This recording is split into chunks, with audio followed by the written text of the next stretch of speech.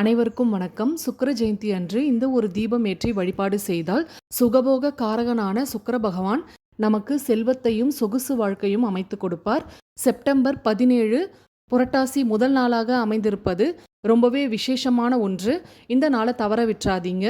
ரொம்ப எளிமையான முறையில் வீட்டிலேயே எப்படி வழிபாடு செய்யலான்றதை பார்த்துடலாம்.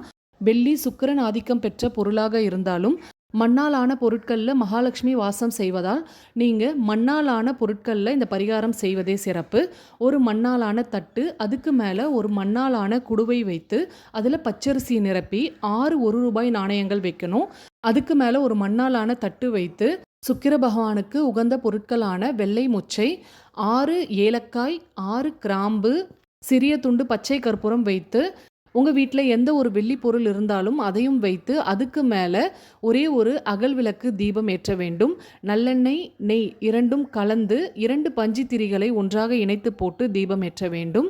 டைமண்ட் கற்கண்டு இருந்தால் அதை சேர்த்து தீபம் ஏற்றுங்க. அப்படி இல்லைன்னா வெள்ளை சர்க்கரையும் சேர்த்து ஏற்றலாம். ரெண்டுமே சுக்கிரனுக்குரிய பொருட்கள் தான். புதன்கிழமை சுக்கிரஹோரை பகல் 12லிருந்து 1 மணி வரை. இந்த குறிப்பிட்ட நேரத்துக்குள்ள சுக்கிர தீபம் ஏற்றி வழிபாடு செய்யுங்க.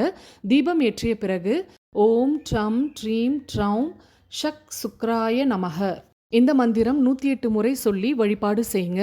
சுக்கிரன் அருள் கிடைத்து செல்வ வளம் பெருகும், நல்லதே நடக்கும்.